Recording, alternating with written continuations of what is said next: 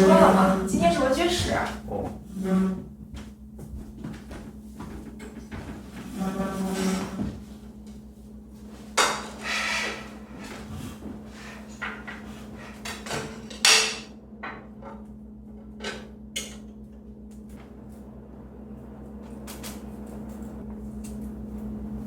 我播吧，我播，你赶紧试。行。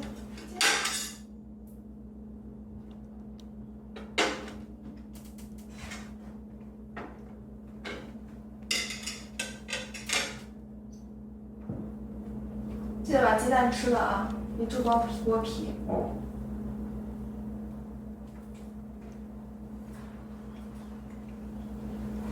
给你那几本书都读了吗？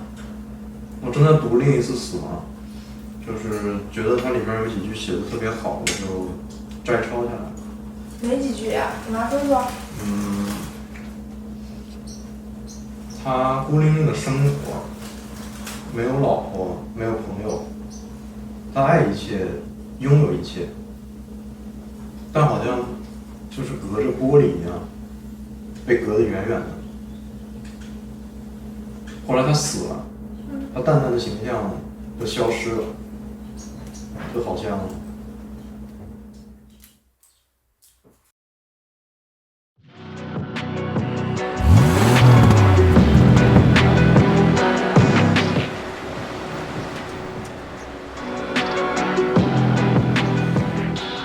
哎呦，还挺凶的嘛！哎呦，那怪不得把自己男人都吓跑。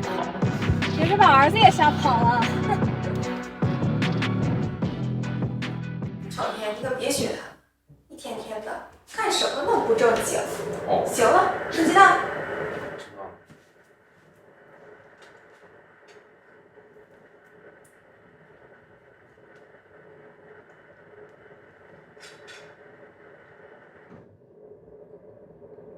多吃点，只吃蛋白呀。哦，知道了。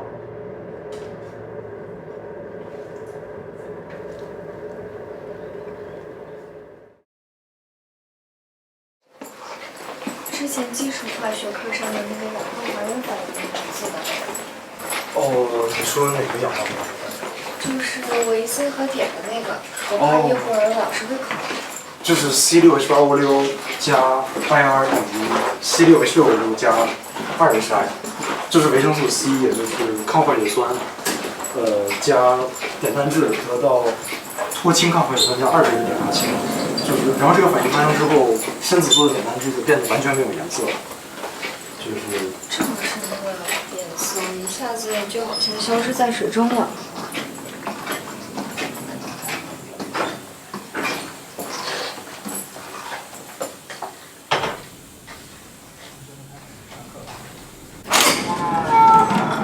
同学们开始上课了啊！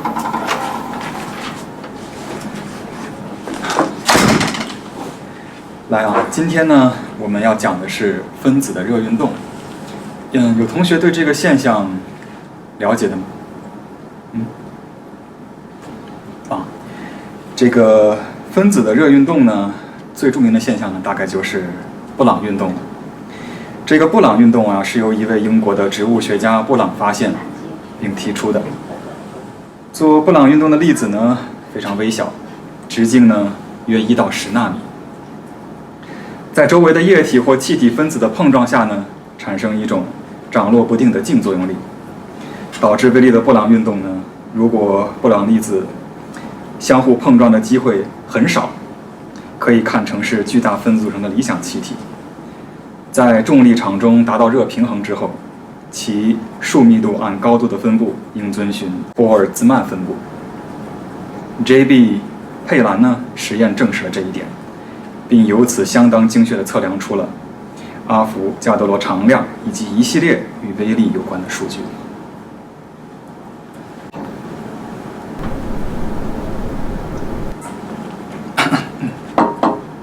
这个经过进一步的研究呀，人们发现分子的热运动实际上是跟温度呢密切相关的。就比如在这个墨水滴入这杯热水的时候呢，它就会迅速的扩散，然后把整个杯子弄得浑浊。当滴入到冷水的时候呢，它就会化作一团，然后沉到杯底。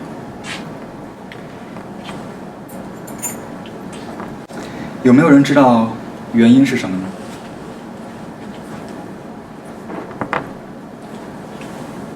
哎，干什么呢？啊，这个好好上课，好好上课。是因为温度啊，同学们，是因为温度。因为温度的升高呢，会让分子的运动变得激烈，因此呢，在热水中的墨水呢，相比于冷水中的墨水，会快速的跟水融合到一起。同学们啊，我知道学习的过程呢是枯燥的，但是呢，还是希望大家能够认真听课。你们都是大学生，未来有无限的可能。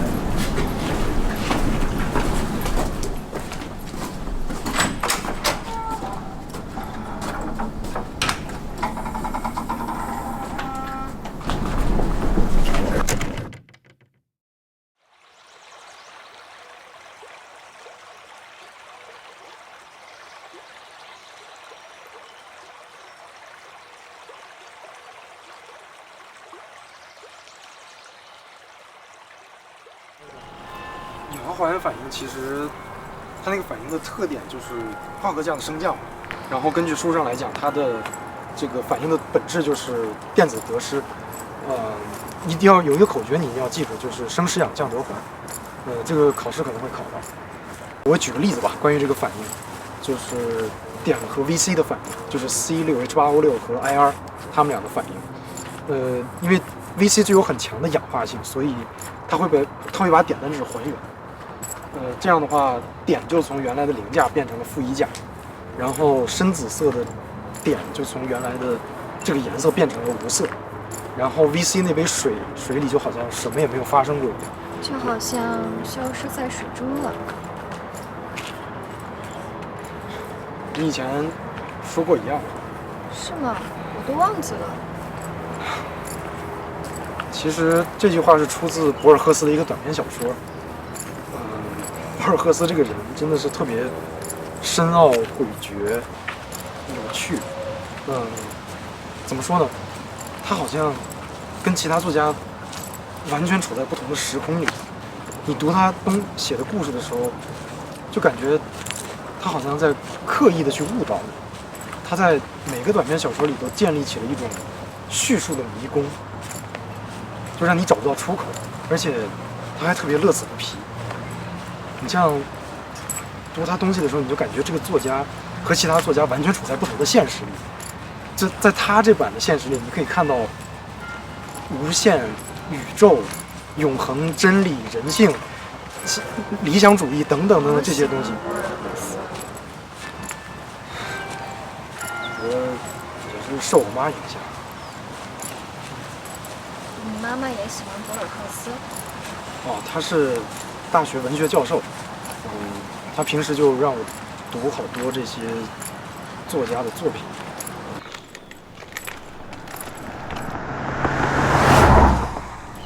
别理他们。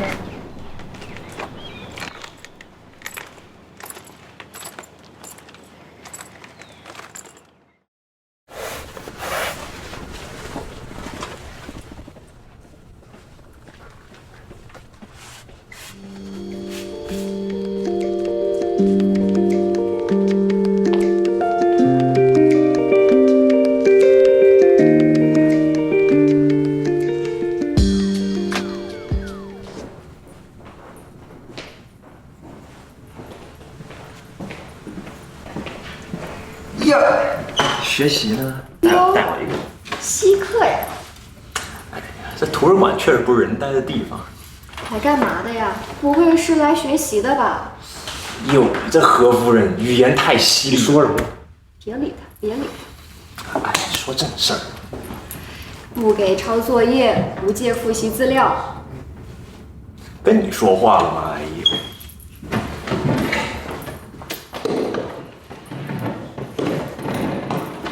哥们儿，你开个价吧。哎，看这够不够？干什么？期末考啊，期末考，你帮我和 Vicky 替考。其实也不是替考了，就考试的时候帮我们传递答案。这种事儿，我相信对你这种大学霸来说，是很容易的了。跟着点什么头啊？哎，你这个人真的是偷听别人说话。他闭嘴，不要替人家做主。你了解他吗？你就替他说不。哎，兄弟，你好好想想，你妈挣钱多辛苦，你不想知道？你知道你不想帮你妈分担分担。不是在提我。行，不提了啊！哎，何大学霸，不提就不提，不说了。你别再打扰他了，你该去哪儿去哪儿吧。你这人怎么这么多话呀？哎，我跟你讲，这叫互利共赢 ，win-win situation， 一派胡言。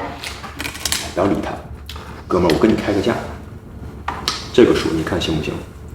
多少钱都不行。哎，我看你不让他挣钱才是在害他。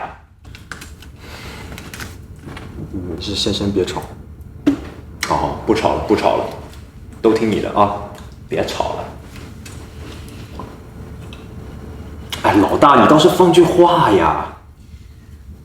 这有什么好犹豫的？肯定不行。你别瞎误导他行不行啊？是自己的人生要自己做主。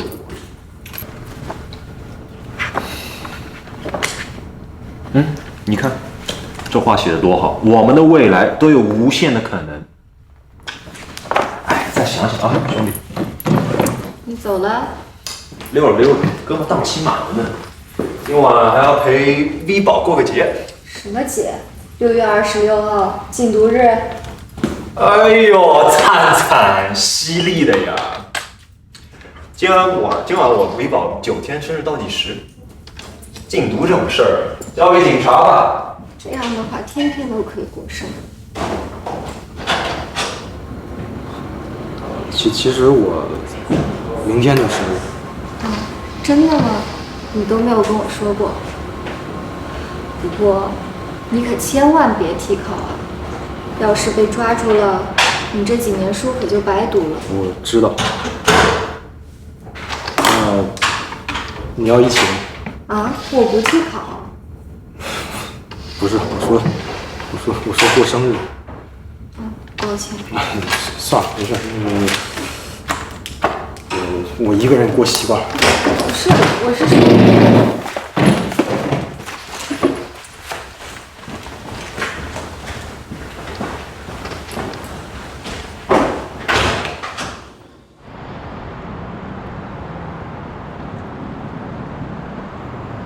Hello， 大家好呀，这里是 Vicky， 欢迎大家来看我的开箱视频。今天要给大家开的呢，是我这最近2周入的一些宝贝们。那么话不多说，我们就开始吧。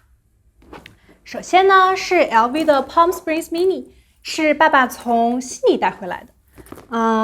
我觉得应该是挺难买的款式，所以可遇不可求，我就赶紧让爸爸拿下啦。左边，中路你在干什么？小点声。行。哎，是挺小巧的款式，所以我很喜欢。接下来呢是一个 Gucci 的围巾，是我男朋友送给我的，然后特别火，有没有？大家应该都听说过吧？它是2面的颜色，这边呢是浅驼色的，然后这一面呢是深驼色的。那个貂蝉，你把它推了呀！小声。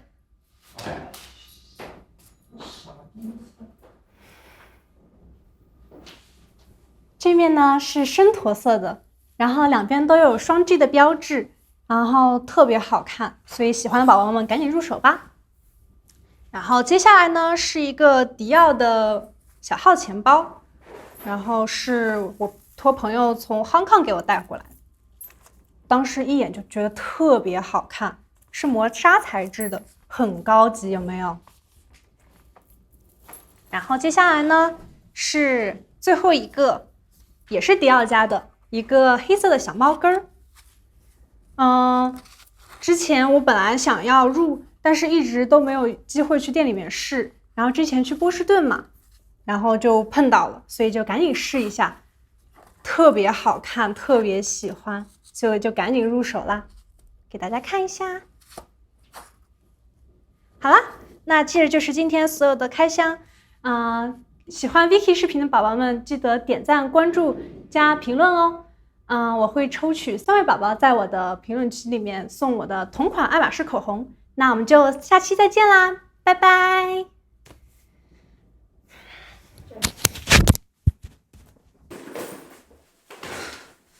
江在人，你聋了？下次别在我开视频的时候打你的破游戏。哟呵，你还跟我凶啊？我告诉你，老子在自己家，老子他妈想干嘛就干嘛，想多大声就多大声。你不愿意听，你走啊。行，走就走，你说的。哎呀，宝贝儿，哎呀，宝贝儿，宝贝儿，哎呀，我开玩笑的，我错了嘛。哎呀，你知道的，有的时候玩游戏上头嘛，你懂的啊，理解一下，理解一下。我刚刚都说的气话。哎呀，宝贝儿，我错了，不要生气了，都开玩笑的啊。那你说你错哪了？哎呀，宝贝儿，不说这些不高兴的了啊，说点开心的。哎，我跟你讲，咱下周那考试，哎，我跟你讲，咱有救了。现在，你还记不记得，就化学课坐2荣前面那个男的？哎，就穿 polo 衫那个男的，整天泡在图书馆。我跟你讲，也不知道一天天都在干啥。哎，我感觉他就是差把图书馆的书全借过来倒着抄一遍。我看他那是没钱买新书吧，没钱还来留学，找罪受。哎呀，我的 Vivi 啊，我说你怎么就没有 get 到重点呢？哎，下次考试我们只要给他点钱，再忽悠忽悠他，考试的时候让他帮我们作弊，不就稳了吗？行吧，算你将功赎罪了。那你去哪说？哎，行，没问题，都听你的。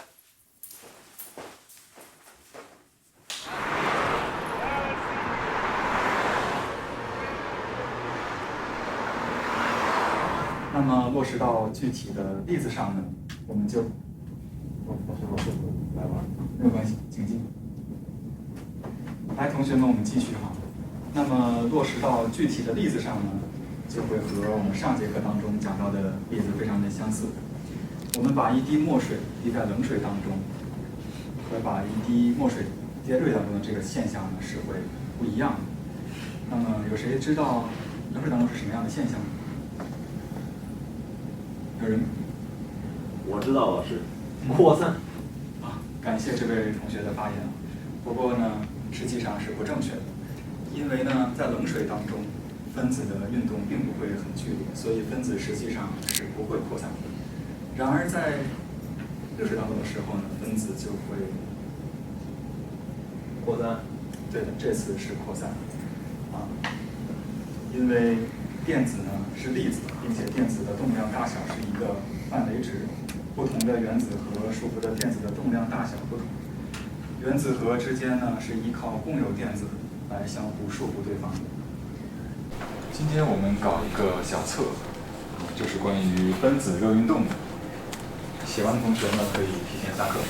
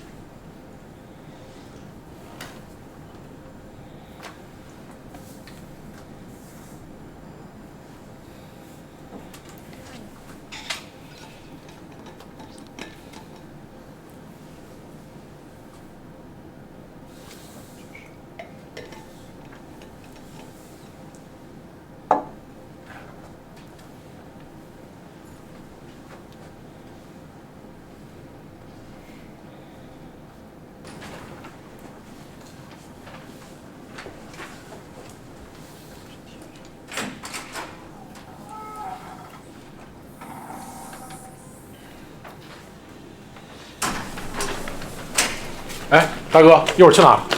挺饱的。多少公斤？成，我们走。还帮别人贴考呢，自己考试都照别人抄。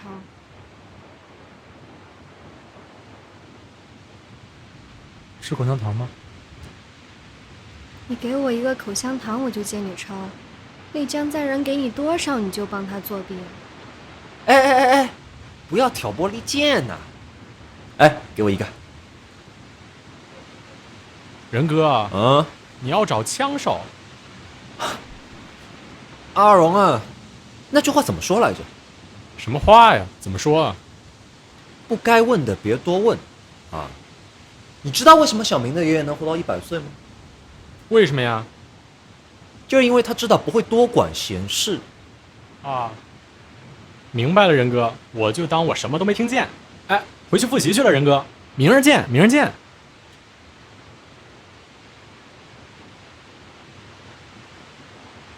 哎，大学霸，这阿荣都开始复习了，你复习得怎么样了？还好吧？哎，可以。然后上次嘱咐你那事儿考虑怎么样了？我今天晚上再想想。哎呦，好，可以。我们晚上等你消息啊。好兄弟，你的背包挺好看的。你喜欢那玩意儿啊？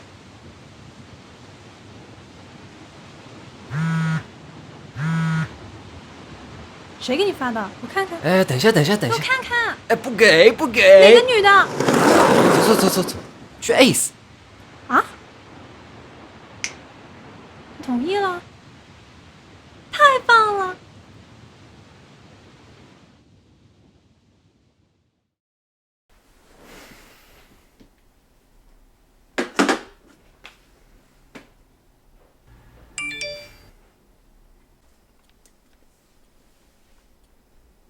成天，今天怎么回事啊？鸡蛋怎么没吃啊？哦，是吗？怎么还不耐烦了？跟你说了多少次了，要吃鸡蛋，要吃鸡蛋，怎么就不吃呢？行了，我知道了，我待会儿吃。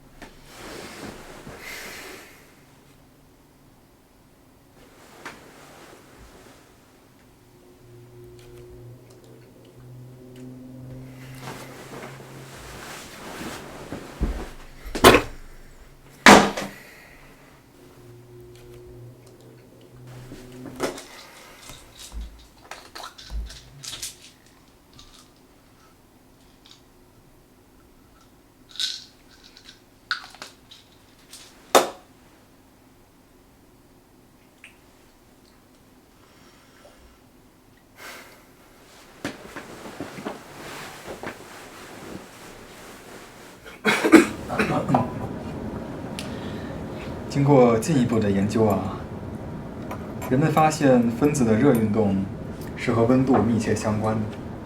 就好比这一滴墨水，它在滴入热中的时候呢，就会非常迅速的扩散，然后把整个容器呢弄得浑浊起来。如果滴到冷中的时候呢，它就会化作一团，下沉到底。老师，你是不是没睡醒啊？没睡醒就别来上课了。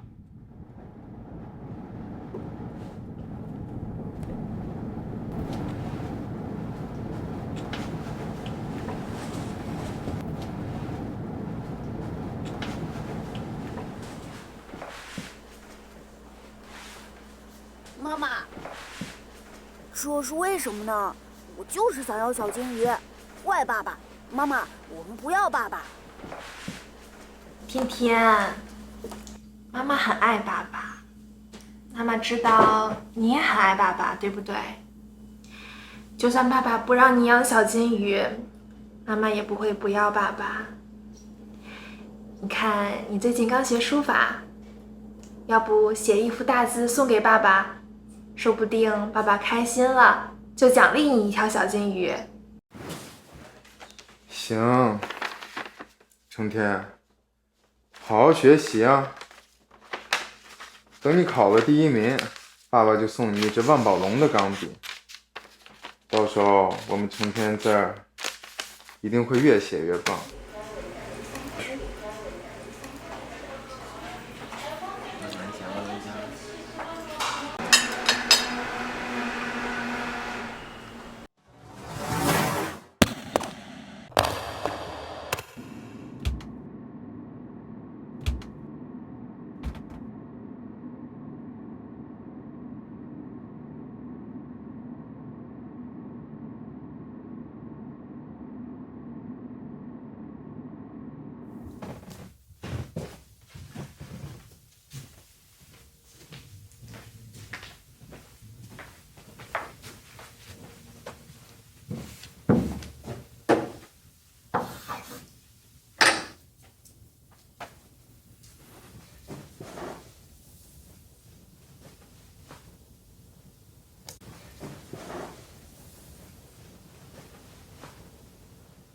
哎，干嘛呢？还有20分钟交卷啊！还有你，自己好好写，别东张西望的。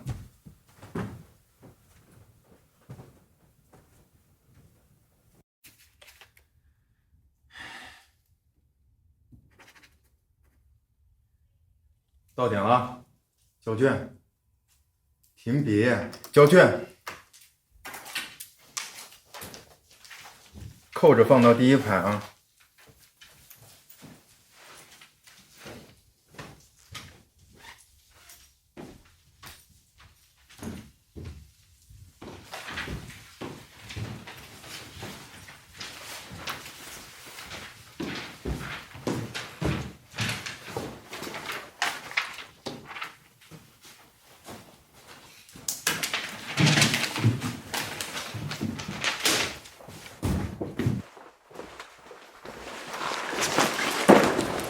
耍我是吧？冷静，江哥冷静一下，这不特有意思啊！哎，不跟他什么意思啊？不今天逞强啊！他妈拿钱的时候倒是挺痛快的啊！拿钱你开始立牌坊是吧？不跟他计较，不跟他计较，冷静，跟妈一样贱！你们妈穷骨头都他妈一个样！哎，你干什么？活该你穷！你在这干嘛？我都答应我爸，这次给他考个好成绩。哎，干嘛呢？你们让他帮你们作弊，你们还有理了？少在这多管闲事，把嘴闭了。我是监考老师，我就是管这事儿的，不算多管闲事儿。走。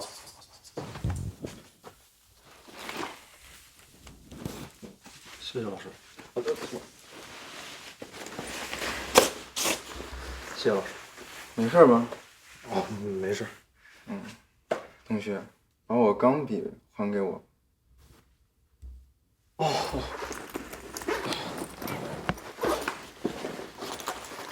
老师，这个钢笔是您的呀？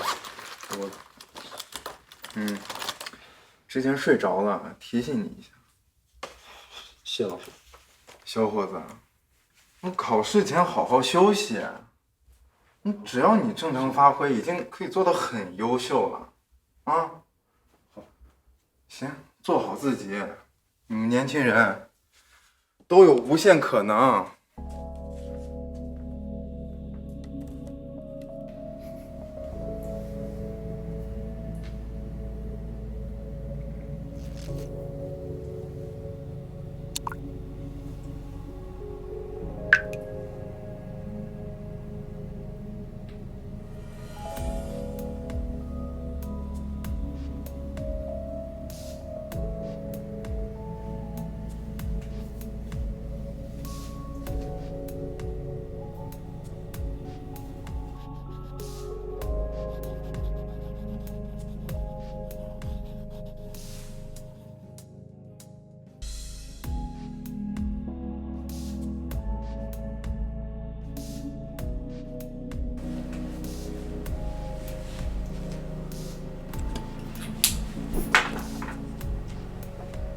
如果今天早晨和我们邂逅的都是梦境，那么我们2个人中间的每一个都认为做梦的是他自己。也许我们已经清醒，也许我们还在做梦。让地儿打我们人哥了。与此同时，我们的责任显然是接受梦境，正如我们已经接受了这个宇宙，承认我们生活在这个世界上，能用眼睛看东西，能呼吸一样。逐渐醒来并不是悲惨的事情，那像是夏季天黑得很慢。我对这次邂逅思考了很多，也没有告诉任何人。我认为自己找到了答案。邂逅是确有其事，但是另一个人是在梦中和我谈话，因此可能忘掉我。我是清醒时同他谈话，因此回忆起这件事就使我烦恼。另一个人梦见了我，但是梦见的不真切。现在我明白，他梦见了现实中不可能出现的事情。昨天的人已经不是今天的人。我们的处境是绝无仅有的。老实说，我们都没有思想准备。我们不可避免地谈起了文学，我们喜欢发明或发现新的隐喻。不过那都是我们想象力已经接受的隐喻，人的衰老和太阳的夕照，梦和生命，时间和水的流逝。每一个人都是对方漫画式的仿制品。人与人之间的差异不是平白无故的。我们2人兴趣各异，读过的书又不同。我明白我们不可能互相理解，因为我们不能正视现实。情况很不正常，不能再持续下去了。说服和争论都是白费力气，因为它不可避免的结局是，我要成为我自己。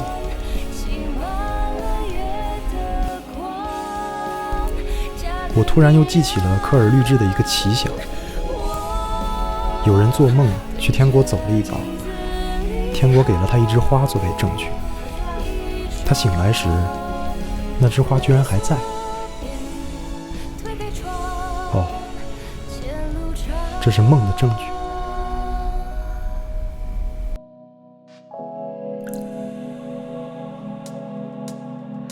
零落的雨和着风，潮湿的眼睛已朦胧，小径分岔的